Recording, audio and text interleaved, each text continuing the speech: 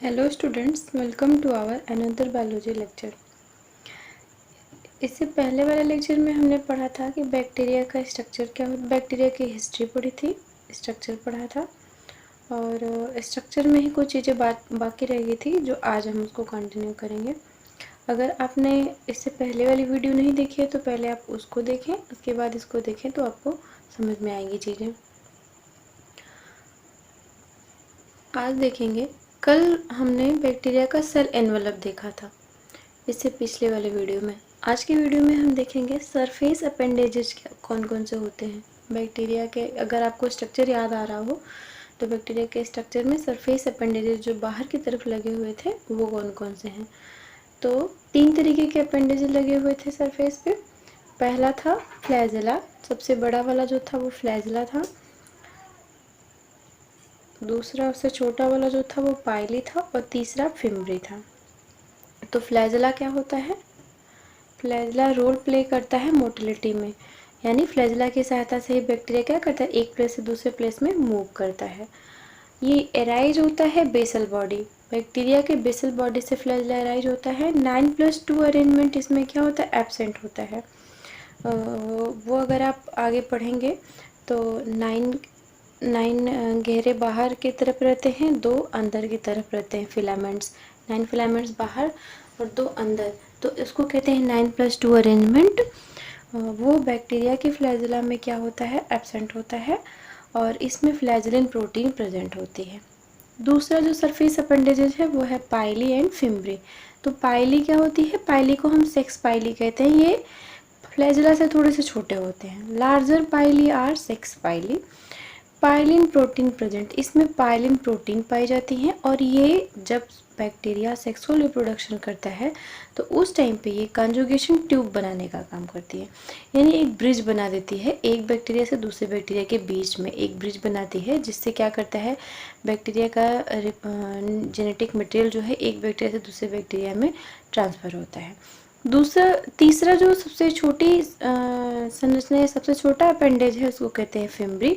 ये smaller fimbriae होती है। फिम्ब्रिन प्रोटीन इसमें प्रेजेंट होती है और ये क्या करती है, बैक्टीरिया को सबस्ट्रेट से अटैचमेंट में मदद करती है। जब बैक्टीरिया कहीं पे भी लगता है आके तो इसी के सहायता से आके वो चिपकता है। तो ये हो गई सरफेस अपेंडेजेस की बात। अब इसके बाद बात करते हैं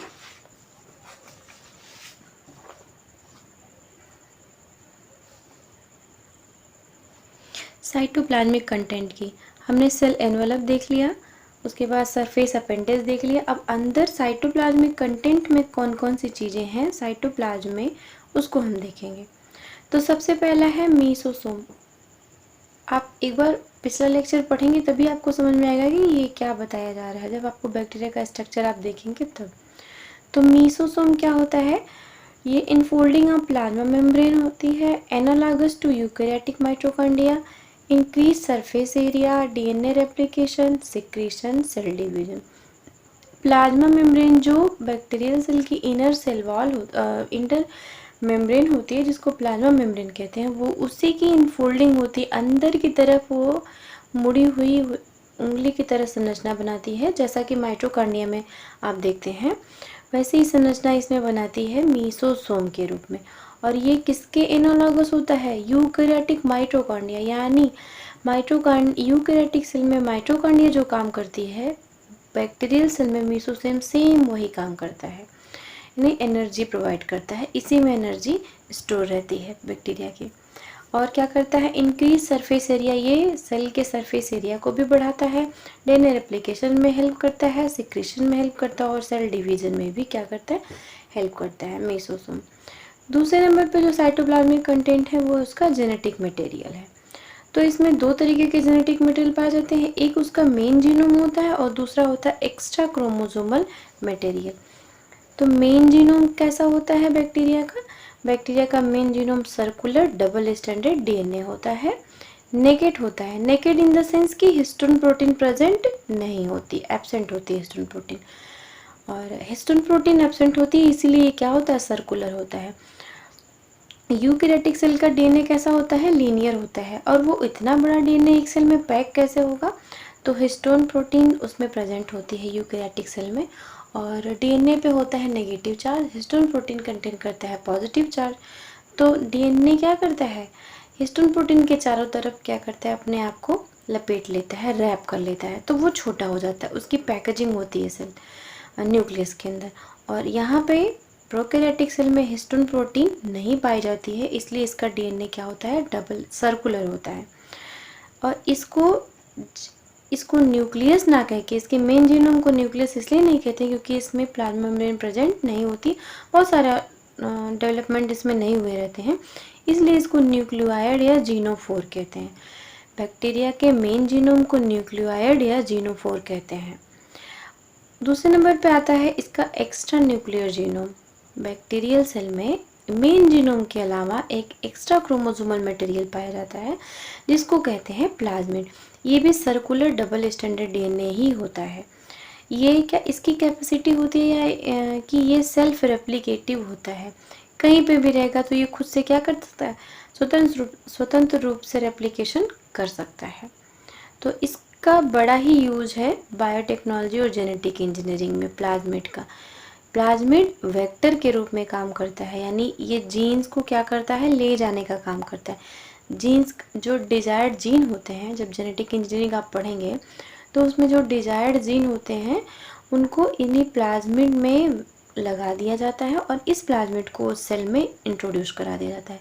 ये प्लाज्मिड की कैपेसिटी होती है कि ये सेल्फ रेप्लिकेटिंग होते हैं, यानी वो जिस भी सेल में जाता है सेल्फ रेप्लिकेशन करता है और अपने टाइप की सारी कॉपियाँ बनाता है, अपनी कॉपी ढेर सारी बनाता है, तो जो जीन इसमें इंट्रोड्यूस कराया गया रहता है उसकी भी कॉपी बनती है।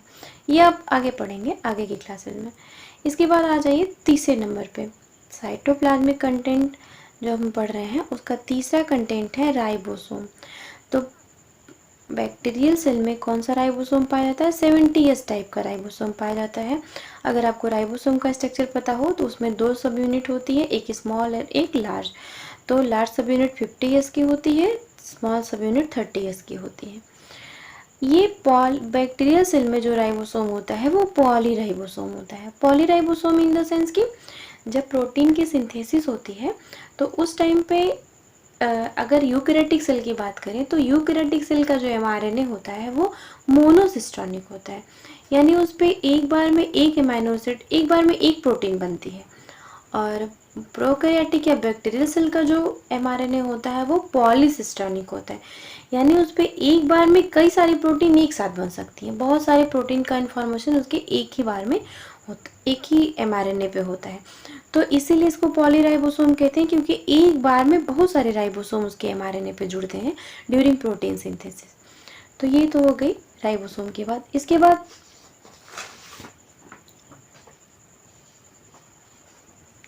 बाद अगले कंटेंट की बात आती है तो वो है inclusion bodies.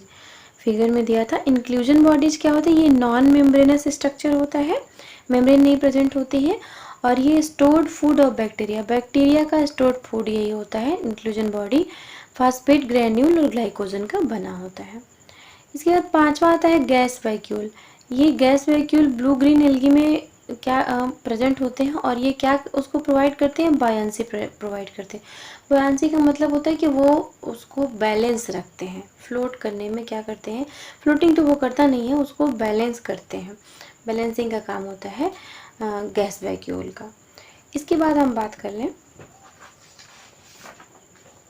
Gram staining technique क्या होती है। अब ये तो रही स्ट्रक्चर से जुड़ी बातें, इतना हमने स्ट्रक्चर में पढ़ा। स्ट्रक्चर में एक बार फिर से आपको रिवाइज करा दें क्या क्या हमने पढ़ा।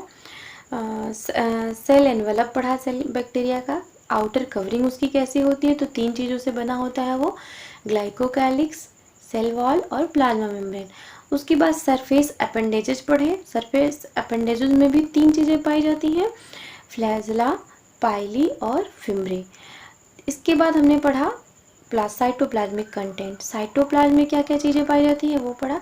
फिर अब हमने स्ट्रक्चर पढ़ लिया है, अब हम देखते हैं ग्राम स्टेनिंग क्या है।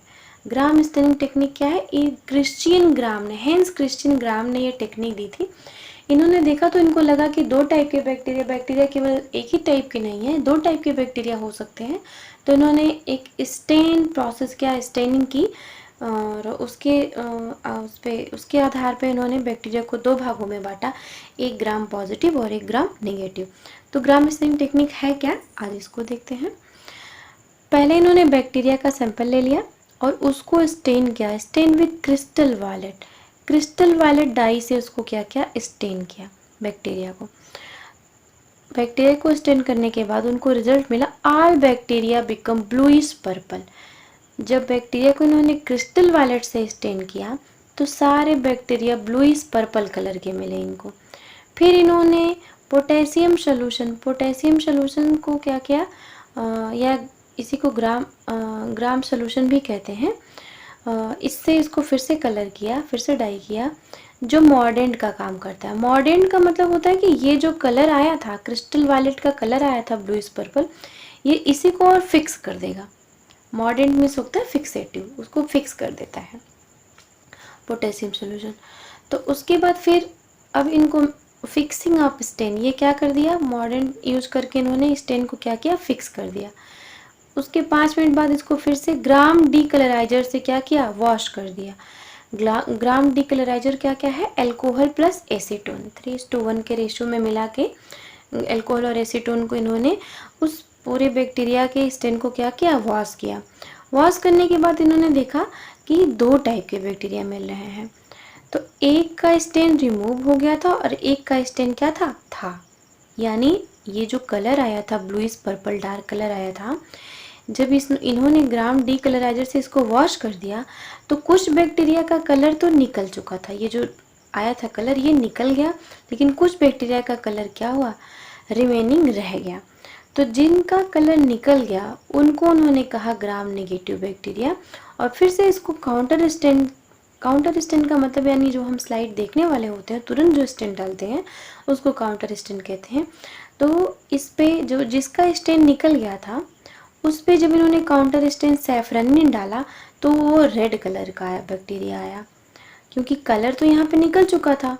तो सैफरनिन पिंक, डार्क पिंक होता है या रेड कह सकते हैं होता है। तो ये जो बैक्टीरिया का कलर आया है काउंटर स्टेन डालने के बाद वो रेड कलर का आया। और दूसरा जो स्टेन निकल चुका था, जिसमें स्टेन बाकी था, जिसका स्टेन धुला नहीं था, उस पे इन्होंने सैफरनिन डाला, काउंटर स्टेन डाला, तो उस पे कोई भी कलर, उसका दूसरा कलर नहीं दिखा, not affected by counter stand, क्योंकि पहले से ही वो डार्क पर्पल कलर का था, उस पे रेड कलर या पिंक कलर चढ़ने वाला नहीं है। तो जिस पे कलर चढ़ा काउंटर स्टेन का उसको कहते हैं ग्राम नेगेटिव बैक्टीरिया, वो रेड कलर का था। और जिस पे काउंटर स्टेन का कलर नहीं चढ़ा यानी पर्पल ही रह गया वो हुआ ग्राम पॉजिटिव बैक्टीरिया।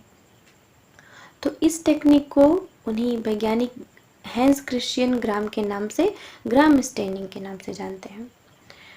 इसके बाद देखते हैं nutrition in bacteria.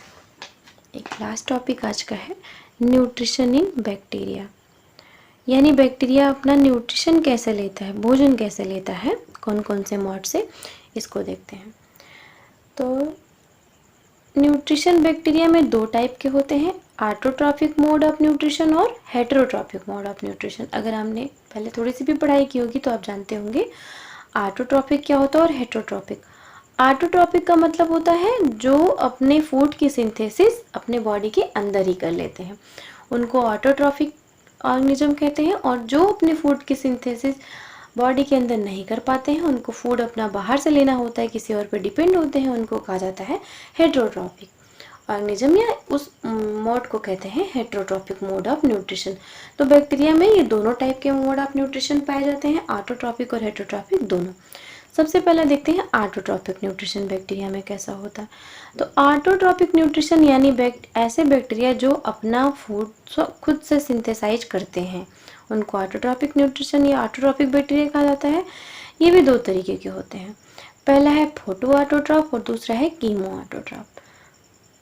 Photo autotroph क्या होता है, फोटो ऑटोट्रॉफ, फोटो मीन्स हो गया लाइट, ऑटोट्रॉफ मीन्स लाइट से अपना भोजन बनाने वाले या फूड सिंथेसिस करने वाले, यानी यूज लाइट एनर्जी, ये लाइट एनर्जी को यूज करते हैं। इनके अंदर बैक्टीरियल क्लोरोफिल पाया जाता है जिसकी सहायता से ये क्या करते हैं, फोटोसिंथेसिस की प्रोसेस परफॉर्म करते हैं और उससे अपना फूड सिंथेसाइज करते हैं।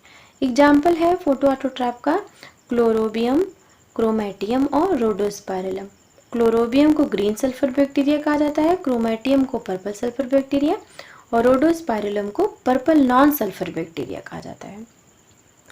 अब देखते हैं कीमो ऑटोट्रॉफ क्या होता है। तो कीमो ऑटोट्रॉफ, कीमो आगे लगा हुआ यानी केमिकल से कुछ इसका रिलेशन होगा, और ऑटोट्रॉफ यानी खुद से अपना भोजन बनाएगा। तो ये क्या करते हैं, derive energy from oxidation of और इनऑर्गेनिक सब्सटेंसेज, नो क्लोरोफिल। ये क्या करते हैं, ये एनर्जी डिराइव करते हैं इनऑर्गेनिक सब्सटेंस से, और इनके अंदर कोई क्लोरोफिल प्रेजेंट नहीं होता। तो ऐसे बैक्टीरिया को कहा जाता है कीमोऑटोट्रॉफिक बैक्टीरिया। इसका एग्जाम्पल है नाइट्रीफाइंग बैक्टीरिया जो कि Nitrosomonas, sulphur bacteria, Thiobacillus, iron bacteria, Ferrobacillus. आगे देखते हैं। अब तो ये बात हो गई ऑटोट्रॉफिक मोड ऑफ न्यूट्रिशन की। अब बात कर लेते हैं हेटरोट्रॉफिक मोड ऑफ न्यूट्रिशन की।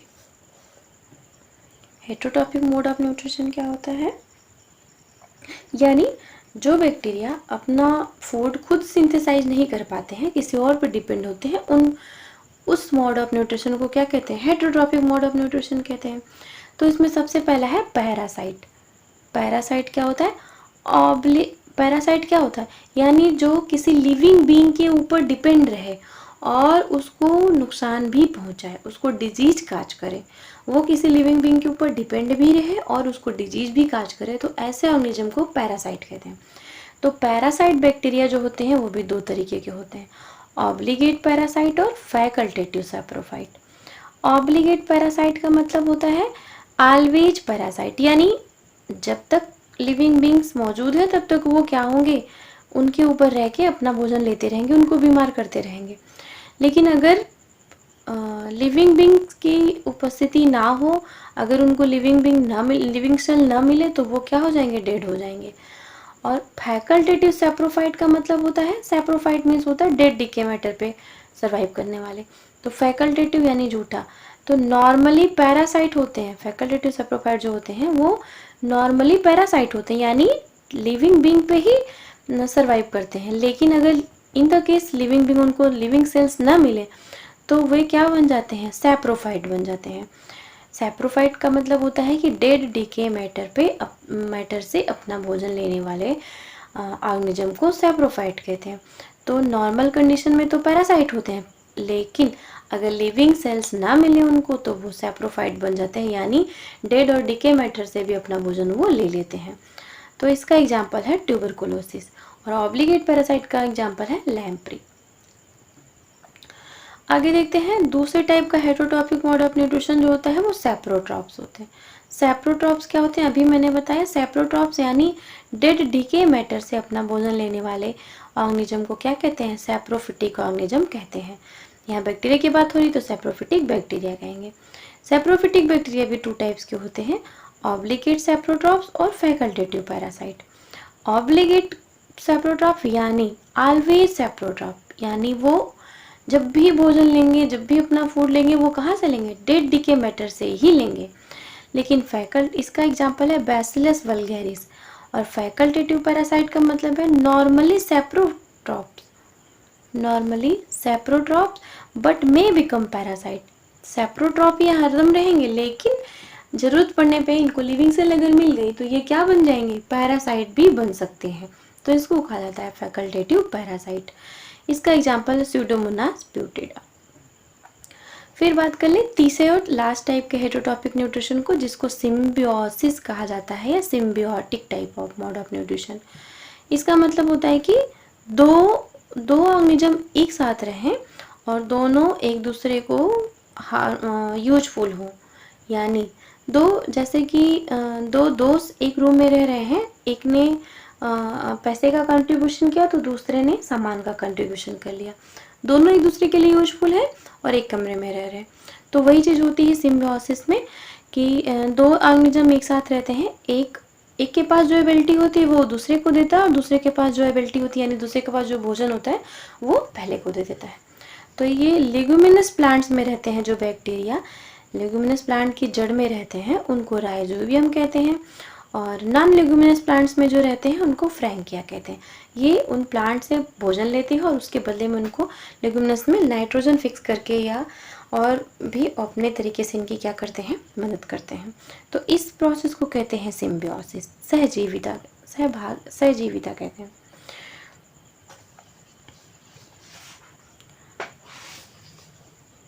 आज का लेक्चर बस इतना ही। अगर आप लोग को मेरा लेक्चर अच्छा लगा हो, समझ में आया हो, तो वीडियो को लाइक, शेयर एंड सब्सक्राइब करें। इससे पहले की वीडियो आप देखेंगे तभी इसके बाद की वीडियो आपको समझ में आएगी। हम BSc first year first semester botany के सिलेबस को अभी हम कैरी कर रहे हैं और यही सीरीज अभी आगे चलती रहेगी। Thank you.